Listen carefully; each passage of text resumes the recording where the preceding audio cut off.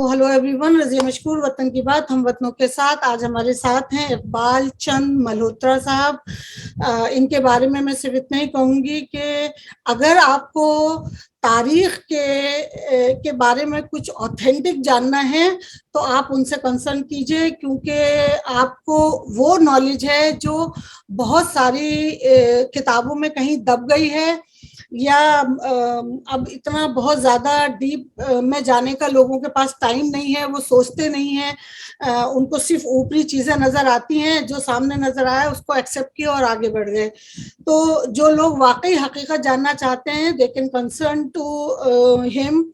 इकबाल चंद साहब ने film maker भी हैं, राइटर भी हैं। उनकी अभी एक बहुत अच्छी बुक आई है जो मैंने अभी पढ़ी नहीं है, मैं पढ़कर आपको फिर दोबारा उसके लिए इनवाइट करूंगी उस बुक पर खासतौर से बात करने के लिए। बुक का नाम है the red fair, the China threat.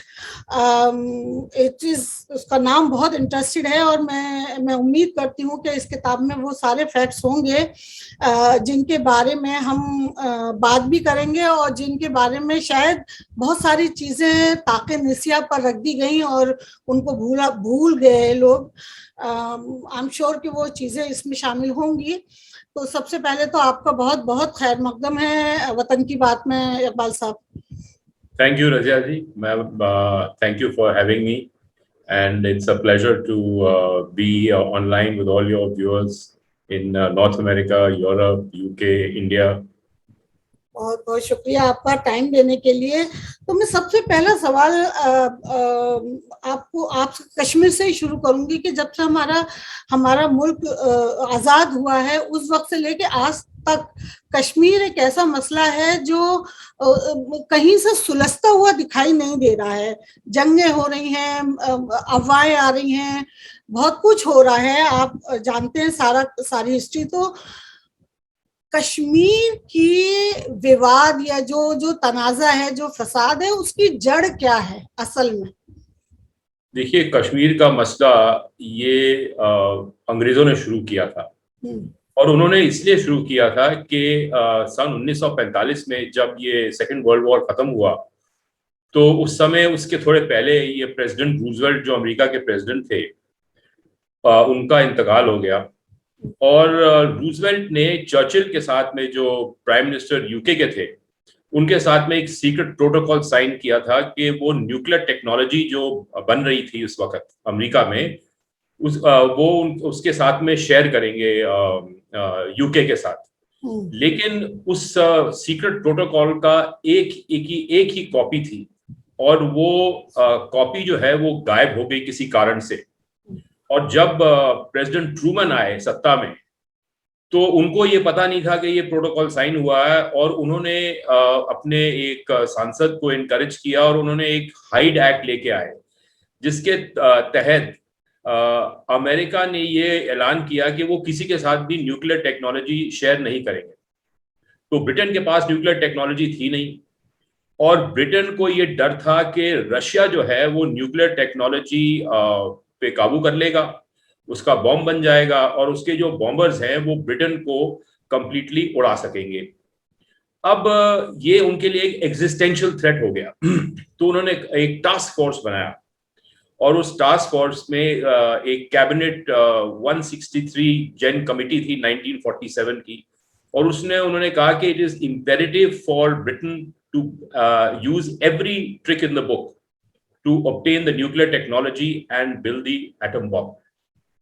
अब फनीली इनफ क्या हो रहा था कि यूरेनियम जो है, जो उसका रॉ मटेरियल है न्यूक्लियर बॉम्ब्स का, वो ये सिंकियांग के जो रीजन है चीन का समय, वहां पे पाया जा रहा था और रशियंस ने उस जगह पे कब्जा किया हुआ था 1943-43 में, और वो वहां से यूरेनियम माइनिंग कर रहे थे। और वो जो पूरा यूरेनियम के सर्वे से उनको पता चला कि एक तारिम बेसन है, एक कर्कश नदी है जो अक्साई चीन से तारिम बेसन की तरफ सिंकियांग में जाती है और वो फिर एक तारिम रिवर में मर्ज हो जाती है। तो वो कर्कश नदी जो थी उसके किनारे भी यूरेनियम के बड़े जबरदस्त डिपॉजिट मिल रहे थे। अब सोवियत यूनियन का ये चक्कर था कि उनकी जो न्यूक्लियर टेक्नोलॉजी थी वो काफी इंफीरियर टेक्नोलॉजी थी अमेरिका से, और जहां अमेरिका मतलब एक यूनिट यूरेनियम का इस्तेमाल कर रहा था बॉम्ब बनाने में, तो सोवियट्स को 8 यूनिट्स की जरूरत थी। तो उनके पास यूरेनियम की कमी थी, और उनको ये पता था कि हमें ये यूरेनियम की कमी पूरा करने के लिए अक्साई चिन में भी इसकी माइनिंग करनी पड़ेगी। तो उनके लिए बड़ा जरूरी था कि पूरा का पूरा सिंकियांग जो है उनके कब्जे में आ जाए। अब ब्रिटिश गवर्नमेंट को ये पता चल गया 1944-45 में, और उन्होंने अपने जासूस जो है वो उन्होंने गिलगिट एजेंसी में भेज दिया। अब बड़ी दिलचस्प बात यह है कि जो गिलगिट एजेंसी थी कश्मीर में जो थी, वो डायरेक्टली भारत सरकार के, ब्रिटिश सरकार के अंडर थी, और वो गिलगिट एजेंसी में महाराजा का कोई लेन देन नहीं था, because it was on a lease for 75 years by the government of India from the Maharaja of Jammu and Kashmir. अब उनको ये डर भी लग रहा था ब्रिटिश को कि जो ये बगावत हुई थी 1941-42 में, जब सिंगापुर ने जापानियों ने कब्जा कर लिया और वहां पे 40,000 हिंदुस्तानी सैनिक जो थे वो डिफेक्ट कर गए जापान की तरफ, और INA का उन्होंने मतलब वो उसका संगठन बनाया, और फिर नेताजी बोस वहां पहुंचे। तो वो जो बगावत हुई थी, और साथ में कोई 3,000 सैनिक पश्चिम यूरोप में भी बोस के साथ में उन्होंने ज्वाइन किया, तो वो उससे बड़े डरे हुए थे। और एक प्रिंस बुरहानुद्दीन थे, जो कि चित्राल जो एक इलाका है गिलगिट एजेंसी में, उसके वो राजकुमार थे, और वो बोस के खास आदमी थे। तो वो पकड़े गए थे, और जब वो पकड़े गए तो उनको लाल किले में, दिल्ली के लाल किले में उनका ट्रायल हुआ, कोर्ट मार्शल हुआ, और उस कोर्ट मार्शल के जो प्रिजाइडिंग जज थे वो ब्रिगेडियर करियापा थे, जो बाद में भारतीय सेना के फील्ड मार्शल बने।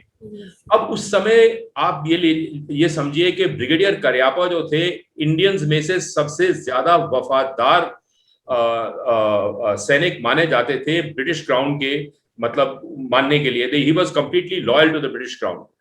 और उस ट्रायल में जनरल करियापा ने प्रिंस बुरहानुद्दीन को 6 साल की कड़ी सजा दी। अब ताज्जुब की बात यह है कि जब वो प्रिजनर को, वो मुल्जिम को ले जा रहे थे वहां से जेल में, तो ब्रिगेडियर साहब ने उनको रोका, और वो अपने मंच से उतर के, जज की कुर्सी से उतर के, उन्होंने उससे हाथ मिलाए और सलूट किया। तो अंग्रेजों में ये भय भर गया कि भाई जो ये ब्रिगेडियर करियापा ने ये किया है, तो बाकी जो उसकी वफादारी है भारतीय सेना की, वो उसकी क्या वैल्यू है, क्या कीमत है। और जब ये प्रिंस बुरहानुद्दीन चित्राल में गए, तो वहां से ये रेडियो मैसेज आने शुरू हो गए सोवियत यूनियन से कि बोस जो है वो इंडिया आने वाले हैं, और इंडिया में एक बड़ी बगावत होने वाली। क्योंकि ये बड़ी दिलचस्प बात है, it's beyond the scope of this interaction of hours about Netaji Bose. लेकिन मैंने 2 फिल्में बनाई है डिस्कवरी चैनल के लिए और हिस्ट्री चैनल के बोस के बारे में, और बोस जो है वो उस प्लेन क्रैश में नहीं मरे थे, और वो सोवियत यूनियन में चले गए थे। और वहां से स्टालिन का प्लान था कि हम इंडिया के अंदर में लाल क्रांति, रेड रेवोल्यूशन लेके आएंगे। और ये बोस ने as a sympathiser of the Soviets, जब वो कांग्रेस प्रेसिडेंट थे 1938-39 में, तो उन्होंने काफी कम्युनिस्ट को इंडक्ट किया था। और MN रॉय जो को फाउंडर थे इंडियन कम्युनिस्ट पार्टी के, वो भी कांग्रेस पार्टी में शामिल हो गए थे, और एक कू हुआ था। और फिर गांधी जी को अंग्रेजों ने बताया कि भाई ये तो आपकी पूरी पार्टी ले जाएंगे, और आपकी पूरी पार्टी ले जाएंगे तो आपके पास तो कुछ नहीं रहेगा।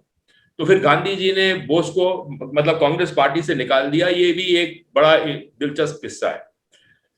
तो ये जब चीजें हो रही थी, तो ब्रिटिश गवर्नमेंट को ये पता चला कि भाई एक तो हमें हिंदुस्तान छोड़ना ही छोड़ना है, क्योंकि हिंदुस्तानी फौज के बिना हम इस मुल्क पे हम कंट्रोल नहीं कर पाएंगे। लेकिन हमको यहाँ पे रहना भी है, क्योंकि हमें बेसिस चाहिए जिससे कि हम सोवियत यूनियन पे स्पाइंग कर सके। अब उनके 2 बड़े बेस थे, एक रावलपिंडी के बाहर चकलाला और एक रिसालपुर। ये इन बेसिस से उनकी सीक्रेट फ्लाइट्स जारी थी रिकॉनेसेंस की, जो सोवियत यूनियन की ऊपर रिकॉनेसेंस करनी थी, क्योंकि जो इनका सोवियट्स का जो न्यूक्लियर टेस्टिंग साइट थी वो 500 kilometre as the crow flights from the Indian border with Sinkiang. तो आप ये मानिए कि 500 किलोमीटर की दूरी पे सोवियत न्यूक्लियर टेस्ट हो रहे हैं, और जब वो टेस्टिंग कर रहे हैं तो उसकी जो अकूस्टिक सिग्नल्स हैं, जो साउंड की सिग्नल्स हैं, जो साइस्मिक सिग्नल्स हैं, वो सारी ब्रिटिश स्टेशंस जो है उसको रिकॉर्ड कर रही थी, और उनको स्टडी करके वो अपने न्यूक्लियर प्रोग्राम में उनको अमल में ला रहे थे। तो उनकी बड़ी जबरदस्त आवश्यकता थी कि they had to remain in the Gilgit agency even after 1947। तो उन्होंने पंडित नेहरू को डेफिनेटली अप्रोच किया होगा कि भाई आपको जो कश्मीर चाहिए, और नेहरू की ये इच्छा थी कि नॉर्थ वेस्ट फ्रंटियर प्रोविंस जो कि कांग्रेस पार्टी के शासन में था वो भी भारत के साथ आ जाए, तो फिर भी जो मतलब भारत का विभाजन हो जाए तो पाकिस्तान के पास तो सिर्फ वेस्ट पंजाब और सिंध रहेगा, and Nehru was happy to live with it. But जो ब्रिटिश थे उनको ये जो रिसालपुर का एयरबेस था वो एनडब्ल्यूएफपी में था, जो आपका ये सारा चित्राल का इलाका है वो भी एनडब्ल्यूएफपी में था, और साथ में जो रावलपिंडी का एयरबेस था वो पंजाब में था, और वो सिर्फ 30 किलोमीटर के फासले पे था भारत के बॉर्डर से। अब वहां से इंडियन आर्मी की जो तोपें हैं वो गोले बरसा सकती थी उस समय भी रावलपिंडी पे, और ब्रिटिश प्लेन्स को खतरा पड़ सकता था, और उनका जो पूरा न्यूक्लियर प्रोग्राम चल रहा था इतनी सीक्रेसी में, वो पूरा का पूरा न्यूक्लियर प्रोग्राम कॉम्प्रोमाइज हो जाता। तो पहले तो उन्होंने साजिश करके ये एनडब्ल्यूएफपी में रेफरेंडम करवा के उसको पाकिस्तान की तरफ किया। फिर उनको ये पक्का यकीन था कि जो कश्मीर के प्राइम मिनिस्टर थे रामचंद्र काक, वो पाकिस्तान के साथ संधि चाहते थे, and he wanted to merge Kashmir with Pakistan. अब काक जो थे उनकी जो वाइफ थी वो ब्रिटिश लेडी थी, और वो काक was very friendly with British police chief of Jammu and Kashmir state, the British army chief of Jammu and Kashmir state, और जो रेजिडेंट था वहां पे ब्रिटिश गवर्नमेंट का, मतलब गवर्नमेंट ऑफ इंडिया का, उसके साथ भी उनकी बड़ी दोस्ती थी। तो माउंटबेटन को एक ब्रीफ मिला था इससे, प्राइम मिनिस्टर एटली से, कि भाई at any cost we have to remain in the subcontinent till such time as Britain becomes a nuclear power. So we have to leave, yet paradoxically we have to remain as well. अब उनके 3 या 4 seismic और ये आपके acoustic monitoring stations थे जो कि पूरे ब्रिटिश कंट्रोल में थे गिलगिट एजेंसी में, और मेरा इसमें मेरी किताब में इनके साथ रेफरेंस है, और एक्चुअली मेरी एक नई किताब आ रही है दिसंबर में, उसका नाम है dark secrets, British and Soviet Russian proxy invasions of Kashmir. तो डार्क सीक्रेट्स में मैंने ये पूरी की पूरी रिसर्च करके इसका एक मतलब एक मैट्रिक्स बनाया है कि ये खेल खेला कैसे गया। तो आप ये समझिए कि जो ये इन्वेजन हुआ था कबैलियों का, उसके 2 ऑब्जेक्टिव्स थे। एक तो उनको डर था कि ये जो कश्मीर की वैली है उसका जो मोस्ट पॉपुलर लीडर है वो शेख अब्दुल्ला है, और शेख अब्दुल्ला लेफ्टिस्ट लीडर था, और उनको डर था कि कभी लेफ्टिस्ट्स यहाँ पे आ गए तो जो गिलगिट एजेंसी पे हमारा कंट्रोल है, नॉर्थ से आप सोवियट्स हैं, साउथ से जो कम्युनिस्ट रेजीम एक आ गई, तो फिर हम उसके बीच में फंस जाएंगे और हमारा मतलब पूरा जो ये न्यूक्लियर मॉनिटरिंग का कार्यक्रम है वो जेपरडाइज हो जाएगा। तो उन्होंने फिर ये फैसला लिया कि भाई ये इन्वेजन बड़ा जरूरी है, और ये एक क्या कहते हैं, इंडियन आर्मी के मेजर थे, मेजर कलकट, जो कि बन्नू में वहां पे बेस थे, और वो इंडिया आ रहे थे। उन्होंने अपने एक पाकिस्तानी जो मेजर थे, he was going to take charge, he was waiting to hand over charge to him, और उनके पास बाय चांस पाकिस्तान आर्मी के जो आर्मी चीफ थे जनरल फ्रैंक मैसवी, उनका एक कुरियर पैकेज आया, उन्होंने खोला, और जब उन्होंने खोला तो उसमें लिखा था operation Gulmarg, the plan to invade Kashmir. और कलकत फिर वो मतलब कैद हो गए, क्योंकि एक वहां पे एक क्लार्क था जिसने कि देख लिया उनको ये लिफाफा खोलते हुए, और उसने फिर वो जो पाकिस्तानी कर्नल आया उनको बताया। तो cut a long story short, वो मेजर कलकट कोई 1.5 महीने बाद दिल्ली पहुंचे, just a few days before the invasion. और उन्होंने तब Indian defence minister Baldev Singh को कहा कि ऐसी ऐसी बात है, और वो जनरल थापड़ थे, डायरेक्टर ऑफ मिलिट्री इंटेलिजेंस, उनको बताया। तो उन लोगों ने उनकी बात को नजरअंदाज किया, और उन्होंने कहा कि ये भाई बोल रहे हैं, इनके पास कोई ठोस सबूत नहीं है। और 2 दिन के बाद में वो इन्वेजन हो गया, और इन्वेजन हुआ तो फिर नेहरू को पता चला, फिर नेहरू बड़े नाराज हुए। लेकिन मेन बात यह है कि ये जो कबैलीज का इन्वेजन था और जो ये आजाद कश्मीर बना है, ये इसलिए बना था क्योंकि जो रामचंद्र कार थे वो अपने उनको महाराजा ने निकाल दिया था 1 अगस्त को प्राइम मिनिस्टरशिप से, और 31 जुलाई को माउंट बैटन ने गिलगिट एजेंसी की लीज वापस महाराजा को ट्रांसफर की, ताकि महाराजा के पास पूरी कश्मीर जो है वो उसकी बागडोर उसके पास हो। तो जब वो मर्ज करेगा पाकिस्तान से तो वो पूरी कश्मीर को लेके जाएगा। अब नेहरू जी ने महात्मा गांधी को श्रीनगर भेजा, और महात्मा गांधी ने महाराजा को परसुएट किया कि भाई तुम शेख अब्दुल्ला को सत्ता दे दो।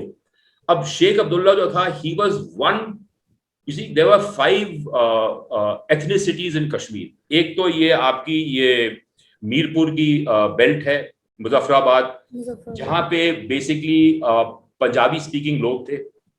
एक आपकी गिलगिट एजेंसी और उसके जो 7 रियासतें थी वो भी मतलब देवर ट्राइबल्स। फिर लद्दाख में बुद्धिस्ट थे, और वैली में हिंदूज और मुस्लिम्स थे। अब सॉरी, वैली में एसेंशियली देवर मुस्लिम्स, और जम्मू के रीजन में हिंदू सिख्स थे, और देवर सम मुस्लिम्स। तो Sheikh Abdullah was only the leader of the Muslims in the valley, he was not the leader, popular leader of Kashmir. उसको ये मतलब ये इन्होंने एक झूठ बोला था नेहरू जी ने कि भाई ये पूरे कश्मीर के लीडर हैं, और उनको पता था कि भाई जो यहाँ पे कभी रेफरेंडम होगा या वोट होगा तो उनके हाथ में सत्ता नहीं आएगी, because he was not popular enough. तो वो मेरा दूसरा सवाल यहाँ यही था कि नेहरू जी का उस वक्त क्या रोल था इस सारे किस्से में? नेहरू जी का रोल ये था कि भाई किसी ना किसी तरह से हमें ये सत्ता की बागडोर मिल जाए, और हम ये सत्ता हमारे हाथ में आ जाए। अब इसके लिए एक और भी इतिहास है कि जब ये 1857 का ये आपकी क्रांति हुई थी, तो उसके बाद में ये कंपनी सरकार से ये जो कंट्रोल था ये ब्रिटिश गवर्नमेंट के पास आ गया था। अब ब्रिटिश गवर्नमेंट को ये पता चला कि भाई इस देश में खासियत क्या है और इसकी कमजोरी क्या है। अब इस देश की कमजोरी ये थी कि इसमें एक बड़ी भारी फॉल्ट लाइन थी कि एक हिंदू मुस्लिम डिवाइड था, और वो डिवाइड इसलिए था कि जो मुसलमान इन्वेडर्स आए थे इंडिया के अंदर में, उनकी संख्या बहुत कम थी, और जो मेजॉरिटी पॉपुलेशन थी वो हिंदुओं की थी, और वो by force and superior weapons and tactics उन्होंने कंट्रोल किया हुआ था अप टिल दी ये लोधी डायनेस्टी, अब तक जब तक ये इब्राहिम लोधी की मतलब हुकूमत चल रही थी उस वक्त तक। उसके बाद में ये जो फॉल्ट लाइन है ये मतलब दरार बढ़ती गई, फिर मुगल्स आ गए। अब अकबर ने ये पहचान लिया कि भाई ये फॉल्ट लाइन मेरी हुकूमत को हिला सकती है, तो उसने फिर एक इंटीग्रेशन की पॉलिसी अपनाई। उसने एक हिंदू औरत से शादी की, और उसने उससे धर्म बदलने को नहीं बोला, और वो मतलब हिंदू रही, और जहांगीर की जो बीवी थी वो भी हिंदू थी। और आपको ताजुब होगा कि औरंगजेब जो इतना मतलब बिगटेड आदमी, हिस्टोरियंस कहते हैं, he was still bound by Mughal traditions to do the shraddh of his grandmothers. अब श्राद्ध भी हमारे में हिंदुओं में ये होता है कि जब कोई मरता है तो हर साल उसकी हम रिमेम्बरेंस में भी रिमेम्बर द डिपार्टेड सोल, और उसके लिए एक पूजा होती है, वो पितृपक्ष उसको बोलते हैं। तो उस समय साल के साल औरंगजेब वो श्राद्ध करता था, despite him being a pious Muslim, because this was the convention and the tradition. अब अंग्रेज जो थे वो 1615 में सर थॉमस रो इंडिया आया था, और वो जहांगीर के कोर्ट में उसने 3 साल गुजारे, और उन्होंने स्टडी की कि भाई ये सबसे अमीर देश है दुनिया में, इस 25% जीडीपी दुनिया का भारत जनरेट कर रहा है, तो इस पे कब्जा कैसे किया जाए और इसकी क्या खासियत है। तो उनको ये समझ आया, क्योंकि they were a trading nation and they are a trading nation, कि इसकी खासियत ये है कि this is a market and it is a tremendous market and we have to capture and dominate this market, and the weak fault line is this Hindu-Muslim divide, which we have to exploit so that we can capture the market.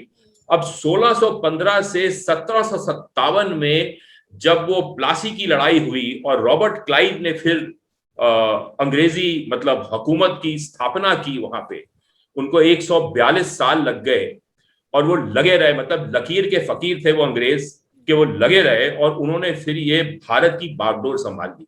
अब उन्होंने ये समझ लिया कि भाई इस देश को, हमारे पास उतने बंदे नहीं है कि हम फौज के थ्रू ही इस देश को रूल करें, तो उन्होंने कहा कि we have to nurture the market so that the market is the greatest draw to keep all the different states and entities together, because different people can trade amongst themselves. तो इसलिए उन्होंने ये आपका ये रेलवे इंट्रोड्यूस किया, telegraph system किया, उन्होंने laws किए, उन्होंने लॉज को कोडिफाई किया, और उन्होंने पुलिस बनाई ताकि लॉ एंड ऑर्डर बना रहे, और ये जुडिशरी क्रिएट की ताकि disputes are settled, and all disputes were related to property and markets and trade essentially.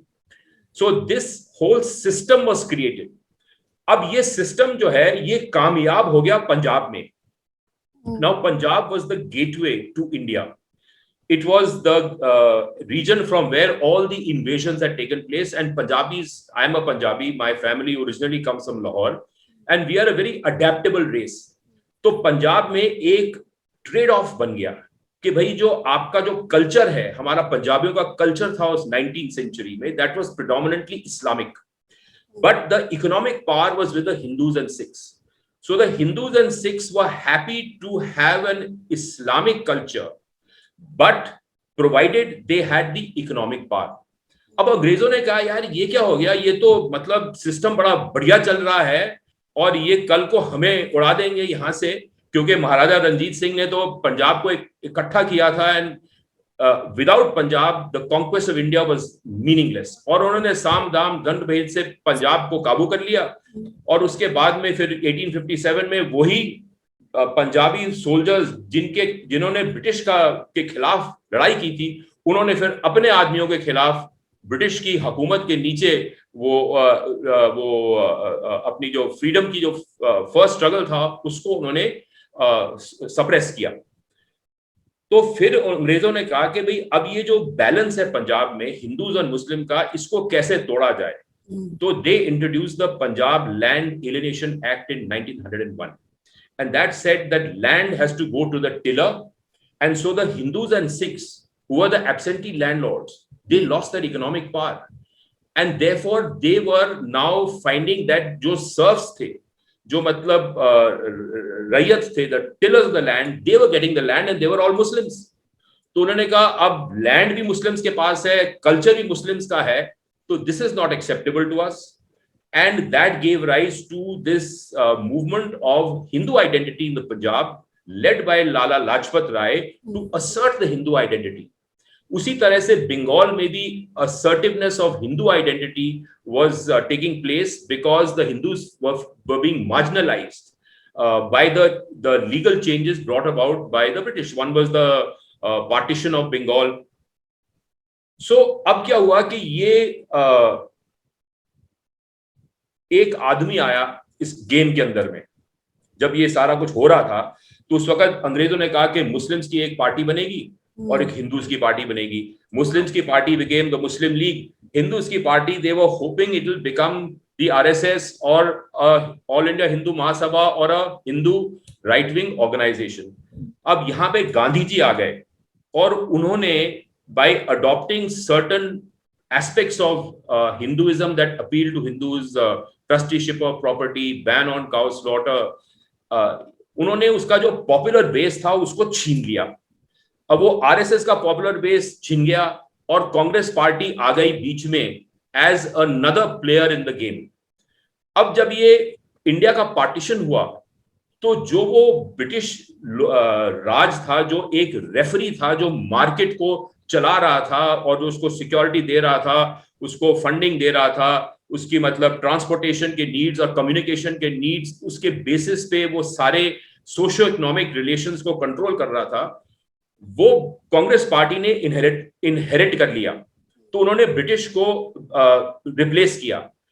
तो अब कांग्रेस पार्टी को यह समझ आया कि भाई ये जो फॉल्ट लाइन है हिंदू मुस्लिम डिसयूनिटी की, ये फॉल्ट लाइन इस पूरे सिस्टम को गिरा सकती है और हमारे सत्ता को गिरा सकती है। तो इसलिए हमें ये फॉल्ट लाइन सप्रेस करनी है और उन्होंने कहा कि हम ये सेक्युलरिज्म की फिलॉसफी अपनाएंगे जिससे कि ये फॉल्ट लाइन दबी रहे और साथ में हमारा मार्केट जो है चलता रहे। अब आप देखिए ये जो मार्केट है बड़ी इंपॉर्टेंट चीज है, बड़ी दिलचस्प चीज है कि इस मार्केट के तहत, ये हिंदुस्तान की मार्केट के तहत अंग्रेजों ने पूरी दुनिया पे काबू किया। सारा हफीम, जिससे पूरा का पूरा चीन हफीमचियों का देश बन गया, वो सारा हफीम हिंदुस्तान से बनता था। और भारत सरकार की जो रेवेन्यू था ऑफिशियल 14% 1930 तक वो रेवेन्यू हफीम से होता था। आप ये देख लीजिए कि ये हफीमियों की सरकार थी और वो हफीम बेच के पैसा कमा रहे थे और चीनी तबाह हो गए थे, उनका पूरा कल्चर बर्बाद हो गया था क्योंकि सारे अटैक थे। तो उनकी हमारे खिलाफ, हिंदुस्तानियों के खिलाफ उन्हें बड़ी गिला शिकवा थी कि भाई इन्होंने तो अंग्रेजों का हाथ देके हमें बर्बाद किया, हम उनसे बदला लेंगे। तो ये बदले की भावना उनकी लीडरशिप के अंदर में पैदा हुई थी बचपन से। क्योंकि आपको ताजुब होगा कि 1840 से लेके 1940 तक भारतीय सेना 100 सालों तक चीन में थी और अंग्रेजी हुकूमत को बनाए रखने का एक ही साधन था और वो था भारतीय सेना और साथ में उनके 9 सिटीज के अंदर में जो इंडियन पुलिस थी।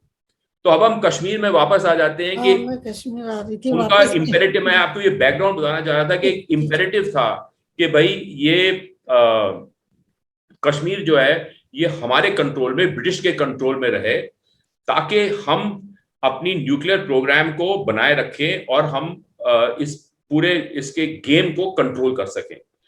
अब जब नेहरू ने जब उन्होंने फिर इन्वेजन किया और ये कबैली आ गए तो फिर इंडिया ने रिस्पॉन्ड किया।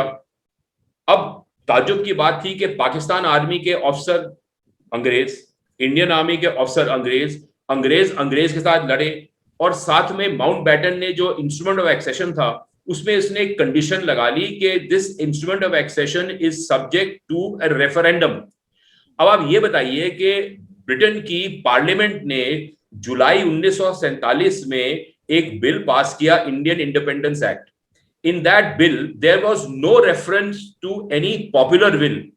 उन्होंने उसमें कहा कि जितनी भी रियासतें थी हिंदुस्तान की उनको हम सॉवरेनिटी वापस दे रहे हैं और राजा पे निर्भर है कि वो इंडिया के पास जाए, पाकिस्तान के पास जाए या इंडिपेंडेंट रहे। तो पॉपुलर विल की तो कोई बात ही नहीं थी। ये पॉपुलर विल का कॉन्सेप्ट माउंटबेटन लेके आया क्योंकि उसको पता था कि भाई हम जो अब कबैली जो थे वो अपनी पूरी मतलब कश्मीर पे कब्जा नहीं कर पाए क्योंकि इंडियन आर्मी वहां पे आ गई। तो अब इस पे कब्जा कैसे किया जाए, अब रेफरेंडम के थ्रू कब्जा किया जाए। तो वो गेम बदल रही थी और गेम चल रही थी। तो सारी गेम जो थी वो अंग्रेज खेल रहे थे। अब जब सारी गेम अंग्रेज खेल रहे थे और इंडियंस भी, हम लोग बेवकूफ नहीं है, पाकिस्तानी भी बेवकूफ नहीं है, सबको पता था अंग्रेज गेम खेल रहे हैं, लेकिन जनता को इन लोगों ने बेवकूफ बनाया और कहा कि पूरी बात बताई नहीं। और आप ये देखिए कि जो ये क्वीन एलिजाबेथ हैं, ये पाकिस्तान की क्वीन थी अप टिल 1956, जब तक कि पाकिस्तान की इसका इस्लामिक रिपब्लिक नहीं बना था। और 1956 में the last British base in Karachi was wound up and the British finally left the Indian subcontinent. Not in 1947 but in 1956. तो ये कश्मीर का जो मसला था, एक तरफ से ये अंग्रेजों ने क्रिएट किया, अब दूसरी तरफ से क्या हो रहा था कि सिंकियांग पे कब्जा करने के लिए स्टालिन ने एक प्लान बनाया। उसने कहा कि जो मैं फिजिकल कंट्रोल ले लूंगा सिंकियांग का, तो जो यहाँ की मुस्लिम आबादी है वो मेरे खिलाफ हो जाएगी, और वो आबादी जो है फिर वो बगावत करेगी मेरे बाकी सेंट्रल एशियन रिपब्लिक्स में। तो उसने कहा best to deal with the Muslims by proxy. तो उसने 40 जहाज, हवाई जहाज दिए माओ को, और उसने कोई 8-10 हजार सोल्जर्स फ्लाई इन किए इनटू काशगर, ये 1949 में, और उसने बागडोर जो है सिंकियांग की माओ के हवाले कर दी। और उसने कहा अब बशर्ते कि तुमको आना पड़ेगा मॉस्को। और दिसंबर 1949 में माओ गया मॉस्को, और उसको वर्चुअली वहां पे उसने 2 महीने स्टालिन ने उसको कैद रखा। उसने कहा भैया तू एक एग्रीमेंट कर कि all the mineral resources of Sinkiang including Tarim बेसन, जो एक जियोग्राफिकल कंस्ट्रक्ट है, उसका एक हिस्सा सिंकियांग में है और एक हिस्सा अक्साई चिन में है, इंडिया में है, जो कि महाराजा कश्मीर के अधीन था। तो उसने कहा कि भाई इसकी जो मिनरल रिसोर्सेज हैं वो सारी की सारी हमारे पास आएंगी। तो चाइनीज गवर्नमेंट ने जनवरी 1950 में अपनी पहली फौज जो है अक्साई चिन में भेजी। ये मेरी किताब में मैंने उस आर्मी डिटैचमेंट का जो कमांडर था उसका नाम भी दिया हुआ है, उसके डिटैचमेंट का नंबर भी दिया हुआ, वो कैसे आए। और उसने कहा कि अब ये जो यूरेनियम है जो माइन हो रहा है, ये यूरेनियम जो है ये ट्रांसपोर्ट कैसे होगा। अब उनका एक यूरेनियम प्रोसेसिंग प्लांट ताजिकिस्तान में था। अब ताजिकिस्तान में आप ये देखिए कि आप दिल्ली से दुशानबे जाएंगे तो आप 1 घंटे में पहुंच जाएंगे बाई एयर, वो इतना करीब है। और बाबर भी वहीं से मतलब इन्वेड करके हिंदुस्तान में आया था। तो उन्होंने कहा कि आप सड़क बनाइए, ये कहिए कि सड़क जो है वो तिब्बत में आने की सहूलियत देगी।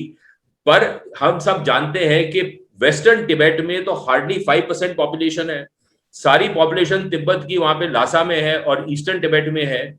और मैं 2001 में मुझे 5 दिन लग गए थे लासा से वेस्टर्न तिब्बत जाने में। मैंने एक फिल्म बनाई थी उस समय। तो आप ये सोचिए 2001 में मुझे टोयोटा लैंड क्रूजर में 5 दिन लग गए, तो 1947 में वहां से वापस लासा पहुंचने में तो उनको सालों साल लग जाते, वो पहाड़ियों को क्रॉस करते। तो वो रोड बनाई गई थी जिससे कि ये यूरेनियम जो है अक्साई चिन से जो माइन हो रहा है, वो यूरेनियम जो है वो वहां जाता ताजिकिस्तान में। और वो 5 साल के लिए गया। उसके बाद में जब स्टालिन मर गया तो उन्होंने, चाइनीज ने कहा दीज आर अनइक्वल ट्रीटीज। तो अब क्या था कि 2 खिलाड़ी आ गए गेम में, एक अंग्रेज थ्रू दैट प्रॉक्सी पाकिस्तान, और दूसरे Russians through that proxy China. अब नेहरू जी ने ये बात बिल्कुल मानी नहीं, मतलब उन्होंने एक पर्दा खींच दिया कि चाइना तो है ही नहीं गेम में, ये तो पाकिस्तान और इंडिया का गेम है। और बेवकूफ बनाते गए सब लोगों को कि भाई गेम क्या है, ये जो रिसोर्सेज है उसका गेम है, जो यूरेनियम है उसका गेम है। अब हम अपने आप को इस मुसीबत से कैसे निकालें, ये किसी ने इस पे तवज्जो नहीं दी और ये बात फिसलती गई। आज की डेट पे क्या सीन है कि जो इंडस नदी है जो कि तिब्बत से इंडिया में आती है और इंडिया से फिर पाकिस्तान ऑक्यूपाइड कश्मीर में जाती है, उस नदी में जो ग्लेशियल मेल्ट हो रहा है ग्लोबल वार्मिंग से, उसमें पानी की रफ्तार ज्यादा आ रही है। उसमें एक नुब्रा रिवर है, एक शायोक रिवर है, एक गलवान रिवर है और एक चैंगचेमो रिवर है। ये उसकी ट्रिब्यूटरीज हैं। अब चाइना ने ये गिलगिट के पास 2 बड़े डैम बनाए $16 बिलियन के इन्वेस्टमेंट में। वो डैम्स जो है they are dependent on generating electricity. और ताज्जुब यह है कि हर एक डैम के आसपास पहाड़ों में 75 किलोमीटर लॉन्ग रिजर्वॉयर बना है पानी को स्टोर करने के लिए।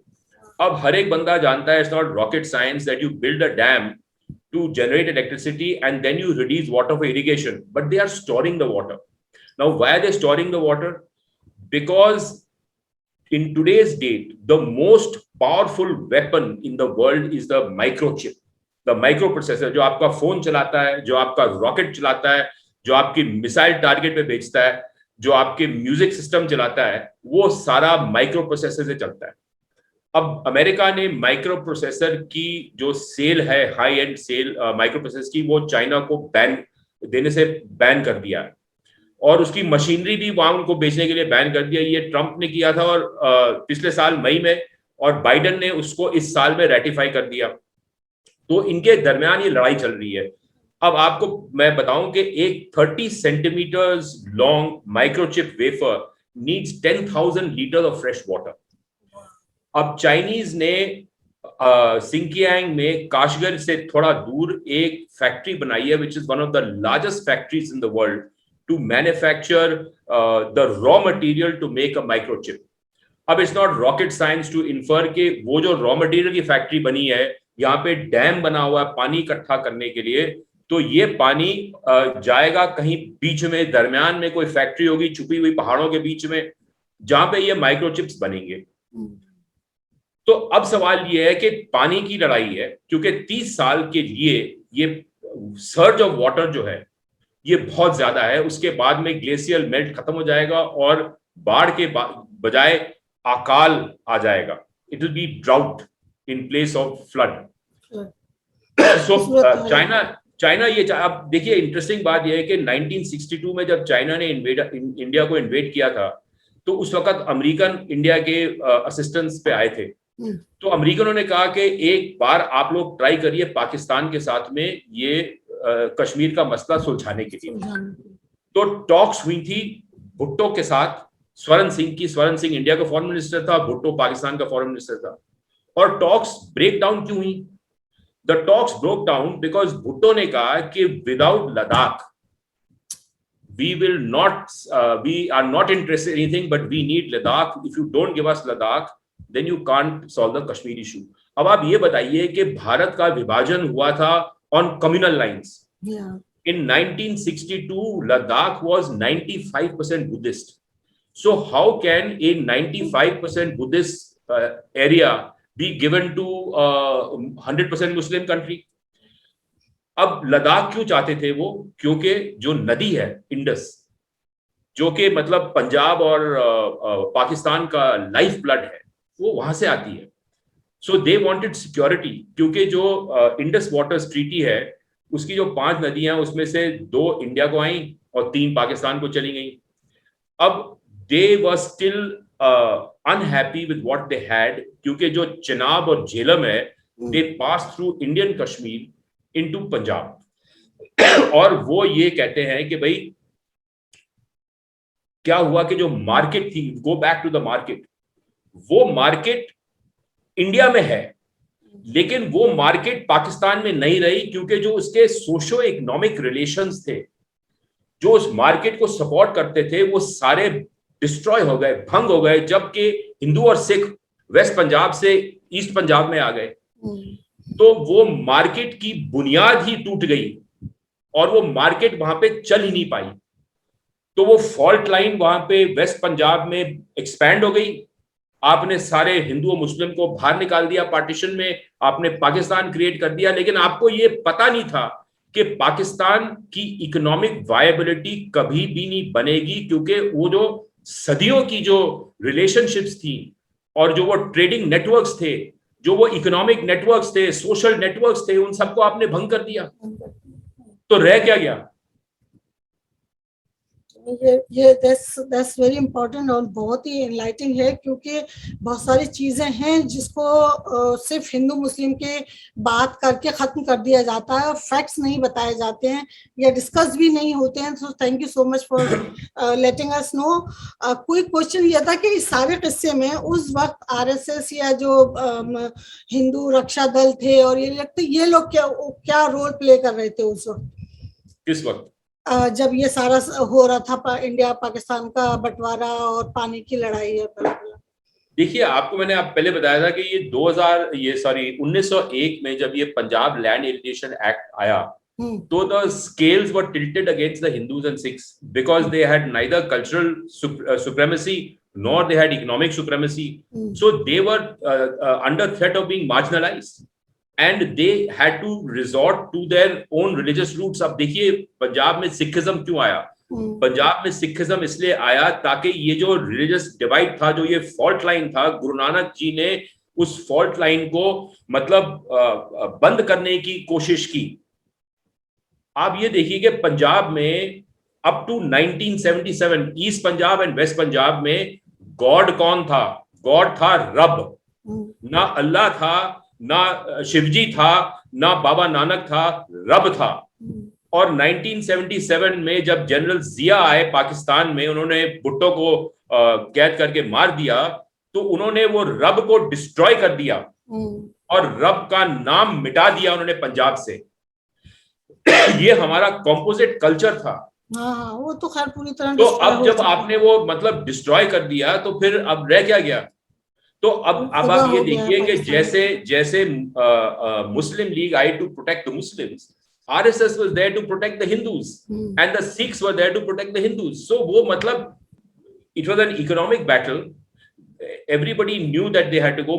मेरे जो ग्रैंडफादर थे वो सर सिकंदर हयात खान, जो प्राइम मिनिस्टर चीफ मिनिस्टर थे पंजाब के, उनके बड़े अच्छे दोस्त थे। और सिकंदर ने उनको बोला कि भाई आप 1940 में आप जाइए यहाँ से। तो उनका एक रिश्तेदार था दिल्ली में, और मेरे ग्रैंडफादर की उन्होंने प्रॉपर्टीज एक्सचेंज करवाई 7 साल पहले पार्टीशन के। उन्होंने कहा यार तू मेरा बड़ा अजीज दोस्त है, गया ਇੱਥੇ ਤੇ रहना मुश्किल हो जाएगा, तू जा उथे इंडिया जा जिथे पंजाब दा कोई नामो निशान नहीं है, जिथे बंटवारा नहीं होएगा। सो वो 41 में वो पाकिस्तान रेजोल्यूशन पास हुआ। 1940 में मेरे ग्रैंडफादर ने अपनी प्रॉपर्टी एक्सचेंज कर ली सर सिकंदर के रिश्तेदार से। तो ये मतलब बंटवारा जो था, वो विभाजन था, वो तो होना ही था। It was because the British wanted it, not for any other reason. Divide और रूल की पॉलिसी छोड़ के गए थे, और जिसको हवा दी कांग्रेस ने और मुस्लिम लीग ने, आज उसका खमियाजा हम सब भुगत रहे हैं, और दोनों मुल्क की आवाम भुगत रही है। एक्चुअली हम ज्यादा मतलब इंडिया में, क्योंकि बहुत मल्टी कल्चरल है, बहुत मल्टी रिलीजियस है, तो हम ज्यादा कह सकते हैं कि पाकिस्तान से ज्यादा यहाँ पर उथल पुथल है। करंट सूरत हाल में आपका क्या पॉइंट ऑफ व्यू है पॉलिटिकली? देखिए ऐसा है कि India is a multi dimensional, multi ethnic, continental federal polity where there is a premium on the politics of consensus. जब आप कंसेंसस रखेंगे तो आपकी यहाँ पे मार्केट चलेगी और आपकी अमन शांति रहेगी। जब आप कंसेंसस तोड़ देंगे तो ये मतलब it will go into a turmoil. अब क्या हुआ कि 1947 से लेके 1989 तक Congress party use the concept of secularism to paper over the cracks in the Hindu Muslim fault line and to play the game of the market as the replacement referee of the British government. अब 1989 में हमारे prime minister थे mister PP Singh, और उन्होंने क्या किया, उन्होंने एक मंडल कमीशन की रिपोर्ट रिलीज की, और उसमें उन्होंने कहा कि जितने भी अदर बैकवर्ड कास्ट हैं, जितने भी ऑप्रेस्ड और डाउन ट्रॉडन कास्ट हैं in Hindu society, they should all be freed and they should agitate and fight for their rights. अब उस समय आरएसएस को ये बड़ा धक्का लगा कि भाई ये जो फॉल्ट लाइन थी हिंदू मुस्लिम की, ये अब हिंदू सोसाइटी की नई फॉल्ट लाइन बन रही है। अब हिंदू सोसाइटी की फॉल्ट लाइन बन रही है, तो हमारा क्या होगा, हम कहाँ जाएंगे? तो इमीडिएटली उन्होंने राम जन्मभूमि का आंदोलन शुरू किया, and that was the brain child of LK Advani जी।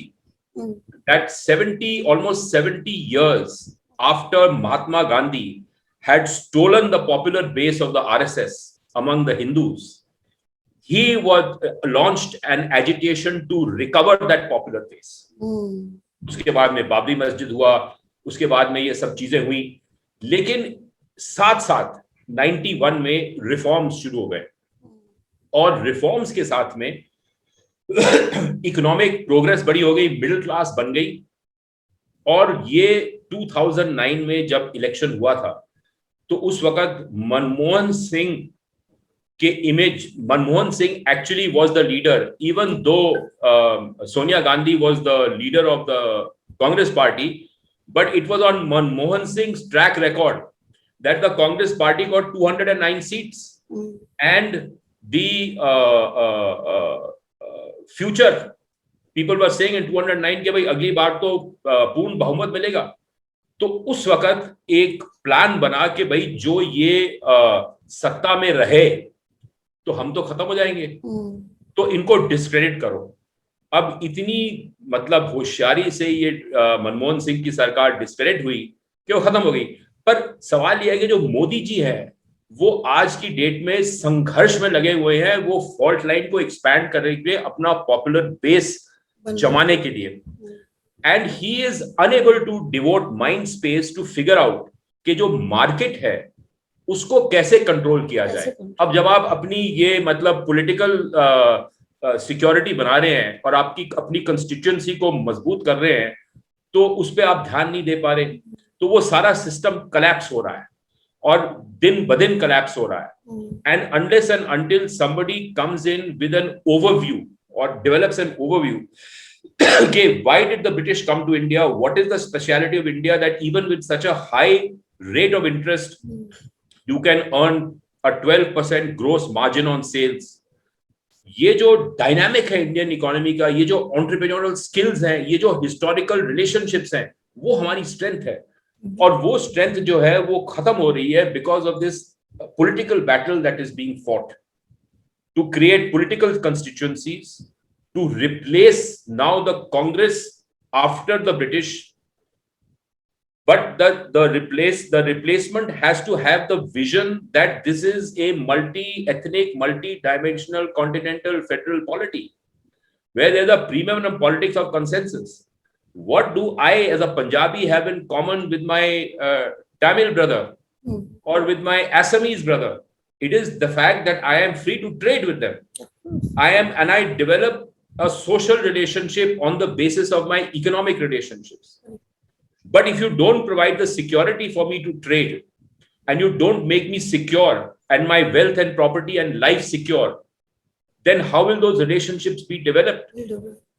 ये तो बहुत ही अनफॉर्चुनेट हो रहा है। और जिस तरीके से हम इकोनॉमी के लिए पीछे जा रहे हैं, पुश किए जा रहे हैं नोइंगली और अननोइंगली। आई डोंट नो कि इन लोगों के दिमाग में क्या है, लेकिन इकोनॉमिकली हम यकीनी तौर पर पीछे जा रहे हैं। और हमारा जो नौजवान है, हमारी जो न्यू जनरेशन है, उसके लिए कोई होप सामने एज सच नजर नहीं आ रहा है आज in today's politics।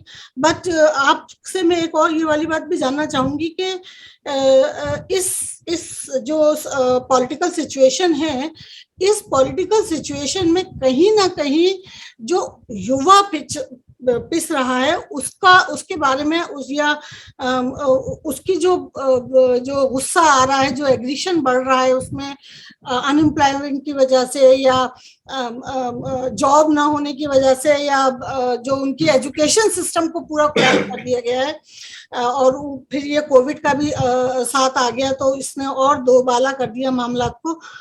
उस सिचुएशन में आप यानी हमारा जो युवा है उसके लिए आपके क्या कहना चाहेंगे, या उनके लिए क्या फ्रेश एयर आप दे सकते हैं उन्हें?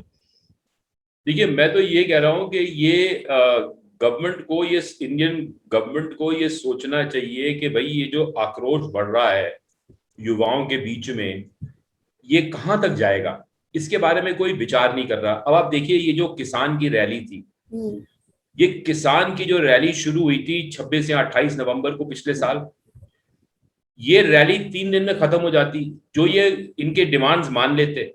अब ये रैली इतनी मतलब संगीन हो गई है, it is become such an issue दैट ये तो अब खत्म होने वाला नहीं है, and this is going to go into the political battle ground. और ये it has raised so many other issues. पर आप एक चीज गौर करेंगे, जो आप वीडियो देखेंगे ना ये किसान आंदोलन के, तो उन वीडियो में आपको लाल झंडे नजर आएंगे। वो लाल झंडे कम्युनिस्टों के हैं, और ये लोगों ने नजरअंदाज किया हुआ है कि ये पूरी मूवमेंट जो है ये रेडिकलाइज हो गई है, because this is the most fundamental mobilisation of the peasantry in the 21st century. अब आप ये देखिए कि जब हिंदुस्तान आजाद हुआ था तो पंडित नेहरू ने को ये डर था कि कहीं यहाँ पे कम्युनिस्ट शासन ना आ जाए, रेवोल्यूशन ना हो जाए। तो उन्होंने कहा रेवोल्यूशन कब होती है? रेवोल्यूशन तब होती है जब लोगों के पेट खाली होते हैं। अब लोगों के पेट खाली होते हैं तो वो बगावत करते हैं। तो उन्होंने फेयर प्राइस शॉप्स को इंस्टीट्यूट किया कि आपको याद होगा आपके बचपन में कि आप राशन की दुकान में जाके आटा, दाल, सब्जी, ये मिट्टी का तेल, ये चीनी वगैरह चीजें खरीदी जाती थी, बल्ब, माचिस। वो राशन की दुकानें आजकल फंक्शन कर रही है कि नहीं, किसी को नहीं पता। अब क्या है कि जो रूरल पेजेंट्री है वो मोबिलाइज हो गई अपने हक के लिए। अब आप ये देखिए कि सरकार कहती है कि हम हर 4 महीने में किसान को 2,000 रुपए देते हैं। हमने इतने 1,000 करोड़ बांट लिए। जो आप 6,000 रुपए को 365 से डिवाइड करें तो आपको 15 रुपए के आसपास मिलेगा पर डे। 15 रुपए के लिए आपको 1.5 प्याला चाय मिलेगी। तो आप वो किसान को 1.5 प्याला चाय दे रहे हैं हर रोज पीने के लिए, तो उससे उसका पेट भरेगा, उससे उससे बच्चे पढ़ेंगे, उसका भविष्य कोई बनेगा।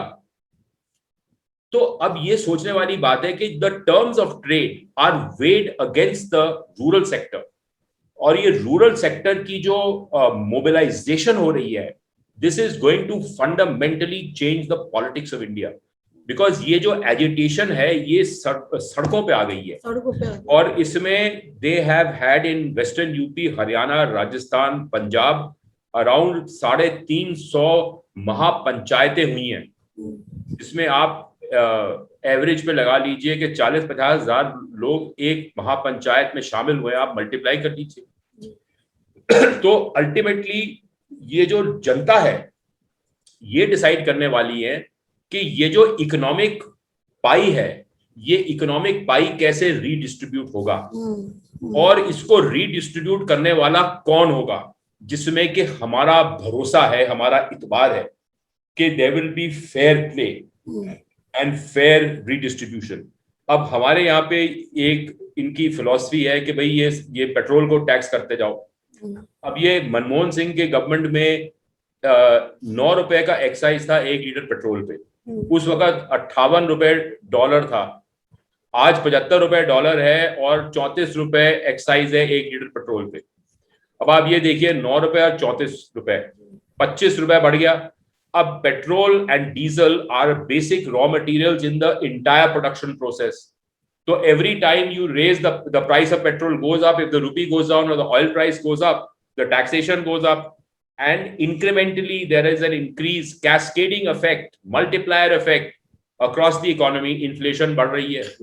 अब वो जो किसान है, जो आम आदमी है, वो पिट रहा है, कहता है जी मेरे को कुछ नहीं हैगा, तुसी जे पेट्रोल की कीमत बढ़ा रहे हो ते मेरी भी गन्ने की कीमत बढ़ाओ। इस सारे सिचुएशन में आपको लगता है कि जो करंट गवर्नमेंट है या मोदी जी हैं, ये कहीं ना कहीं इसको कंट्रोल करने में और इसको बेहतर बनाने में कुछ रोल प्ले कर सकते हैं, या ये सिस्टम जिसको कहा जा रहा है आज का हमारा पॉलिटिकल या जो हमारा इकोनॉमिक सिस्टम है इंडिया का करंटली, वो कोलैप्स हो रहा है? देखिए हमारे हिस्ट्री में वो रामायण में वो कहते थे ना, वो कुंभकर्ण जो है वो सोता रहा, वो सोता हुआ कुंभकर्ण जाग गया है राहुल गांधी। अब पता नहीं वो राहुल गांधी इतने साल सोता रहा है, पिछले 2 हफ्तों में जाग गया है। अब पता नहीं वो कुछ कर पाता है कि नहीं कर पाता है, लेकिन Modi ji is facing the toughest political battle of his life, his political career I will say. And अभी इसका क्वार्टर फाइनल यूपी इलेक्शन है, सेमीफाइनल प्रेसिडेंशियल इलेक्शन है, और फाइनल जो है ये 2024 का इलेक्शन है। अब आप इसमें देखिए कि इनके पास सीटें जो है, क्योंकि there are I think about 702 votes per parliamentarian, और different states according to the population there are different votes for the presidential election. तो बीजेपी एंड एनडीए के पास में ये मेरा ख्याल है 49.5% वोट्स है for the presidential election. But मेरा अंदाज ये है कि इनकी जो मतलब यूपी में जो ये जीत भी जाते हैं नेक्स्ट इलेक्शन में, तो इनकी जो सीटें कम हो गई, तो इनको फिर ये वोट मांगने पड़ेंगे अपने जो अर्स्टवाइल एलाइज है. And there are many contenders to be prime minister. There is Mamata Banerjee, there is Uddhav Thackeray, there are people like that, Sharad Pawar. बड़ा खतरा ममता जी से हो सकता है अगर ममता यूपी आ गई तो कांग्रेस के साथ तो वो ऑलरेडी अलायंस कर रही है वहां पर. देखिए, भारत को पहले कांग्रेस के टाइम में, ओरिजिनल नेहरू जी के टाइम में सिंडिकेट हुआ करता था. जो सिंडिकेट जो है, जो कि भारत को रूल करता था, those were all the Congress party bosses of all the states.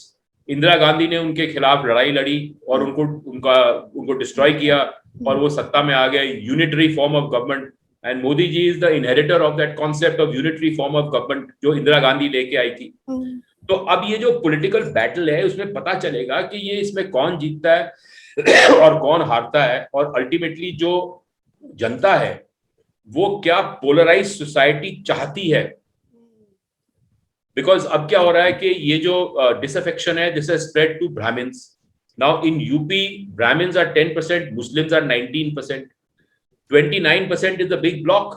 लेकिन no political party considers the Muslims to be worthy of having as a vote bank, because the minute you say anything in favor of a Muslim, then from the other side there is a voice कि जी ये आपको नुकसान होगा, ये मुसलमानों का appeasement कर रहे हैं, तो और वोटर, हिंदू वोटर जो है उस साइड पे चले जाते हैं. तो it's a very odd situation. अब अल्टीमेटली ये फिगर आउट करना पड़ेगा कि भाई इंडिया के अंदर में मुस्लिम्स का क्या रोल है. Where do they stand? अगर जो आवाजें आ रही हैं अभी तक, जितना हमने सुना है यहाँ दूर बैठकर, हम हिंदुस्तान से 10,000 किलोमीटर दूर बैठे हैं, लेकिन उसके बावजूद जो आवाजें आ रही हैं उसमें यह है कि दलितों को, और दलित और जाट और मुसलमान, इन 3 लोगों को पूरी तरह खामोश कर दो, इनको बोलने मत दो, इनको डिमीन कर दो एज एन इंडियन सिटीजन, तो देन दे कैन विन. हाँ, ये पिछले इलेक्शन में था कि 3 जात के खिलाफ सारी जात. तो वो जात थी यादव, जाधव और मुसलमान. तो वो स्लोगन जो है that carried the day, and the BJP one in 2017 and 2019. अब सवाल ये है कि जो इकोनॉमिक सिचुएशन है, जो आर्थिक हालात है, वो इतने खराब हो गए पिछले 2-3 साल में कि अब उसकी तुलना करनी पड़ेगी कि भाई आपको ये जो इनटेंजिबल चीज है कि भाई ये जो मुसलमान का खौफ है, जो मतलब आम हिंदू को ये इसका खौफ किया जा रहा है कि भाई एक मुसलमान आपके 100 हिंदुओं को मार देगा. मेरा माली कहता है सर वो मुसलमान जो है वो हमें 100 हिंदुओं को मार देगा. मैंने कहा मैं साथ खड़ा हूँ, मैं साले को 10 को मार दूं, तुम्हें डर लग रहा है कि एक मारेगा, 100 बंदे हैं, मुझे ले आओ वहां पे, मैं मैदान में आता हूँ, 10 को मैं उखाड़ देता हूँ. तो ये तो मतलब these are all playing on the fears. एक कोरोना का फियर है, बहुत बहुत ज्यादा खतरनाक नैरेटिव बना दिया गया है. एक तरफ आप कह रहे हैं कि ये लोग जो हैं वो पिंचर वाले हैं, पिंचर जोड़ते हैं, एक तरफ आप कह रहे हैं. लेकिन एक चीज में आई मीन जोक्स अपार्ट, बहुत सारे जोक्स हैं इस तरह के, लेकिन जोक्स अपार्ट ये जो हम देख रहे हैं आवाजें बंद की जा रही हैं, हर वो आवाज जो इन लोगों के, यानी जो मुस्लिमों के, दलितों के या जाटों के लिए उठ रही है, वो हर आवाज को दबाया जा रहा है. वो सिर्फ हिंदू नहीं, वो सिर्फ मुसलमान या दलित ही नहीं, अगर हिंदू भी उनके लिए बोल रहे हैं, जो सेकुलर हिंदू हैं, उनको भी यानी उनकी आवाजों को भी दबाया जा रहा है. तो ये नरेशन कहीं ना कहीं ऐसा है. मैं आपको एक बड़ी इंटरेस्टिंग बात बताता हूँ. जब मैं स्कूल में था ना, तो मेरे स्कूल में मैं दिल्ली में पढ़ा था, मॉडर्न स्कूल में. हमारे स्कूल में मतलब 550 स्टूडेंट्स थे, उसमें से मुश्किल से 5-6 मुसलमान होंगे, because it was we were fresh out of partition. मुसलमान जो अमीर मुसलमान थे सब चले गए पाकिस्तान, गरीब मुसलमान इंडिया में रह गया. तो हमारे मतलब क्लास के मुसलमान तो कोई था ही नहीं, ना कोई सोशल इंटरैक्शन मुसलमानों के साथ था. So when I grew up, I didn't even know what a Muslim was because there were no Muslims in my life. And only when I went to England that I knew कि भाई हम लोग झटका meet खाते हैं, मुसलमान हलाल meet खाते हैं, मुझे पता ही नहीं था. I didn't know that. I'm telling you that. तो मेरे वहां पे कुछ पाकिस्तानी फ्रेंड्स बने, तो वो वेजिटेरियन थे, क्योंकि हमारे वहां पे कॉलेज के अंदर में जो मीट मतलब जो मटन और वो जो बनता था वो उससे झटके से काटा जाता था, तो वो खाते नहीं थे क्योंकि हलाल नहीं है, तो वो कहीं और जाके पाकिस्तानी रेस्टोरेंट में खाना खाते थे. तो मुझे बड़ा ताज्जुब लगा. फिर मुझे पता चला कि यहाँ पे जो उस वक्त इंग्लैंड में सारा खाना चाहे वेजिटेरियन हो नॉन वेज हो वो सारा लार्ड में बनता है, और उस लार्ड में pig fat, lamb fat, cow fat, chicken fat, you name it fat, crocodile fat, सब कुछ था उसके अंदर. तो मेरे दादी जी ने मुझे कहा कि भैया भाई तू जाएगा ना इंग्लैंड तो कुछ भी कर ले, लेकिन उसे बीफ नहीं खाना. मैं कहा जी मैं नहीं खावांगा. फिर मैं उन्होंने किया, मैं कहा जी ਇੱਥੇ ਤੇ ਕੁਕਿੰਗ ਮੀਡੀਅਮ ਹੀ ਹੈ, ਤੁਸੀਂ ਸਬਜ਼ੀ ਖਾਓ ਤੇ ਉਹ ਬੀਫ ਵਿੱਚ ਬਣੀ ਹੋਈ ਹੈ, ਕੀ ਕਰੋ. So that is the situation. So now ultimately it's the voter of India, the Hindu voter, who is going to decide whether he wants a Hindu state or he wants a cosmopolitan secular state. He's going to decide. Yeah, it's not you and me or anybody else. Yeah, it's the voter. Of course, it's a voter. Of course, it's a voter. But thank you so much for giving me time. I take a liberty. ये मेरी किताब है Red Fear. Ji. And this book is available on Amazon, and it's a very interesting book because I've looked at this entire history and tried to understand why we are where we are. Yeah, so much for giving me time. My pleasure, ji.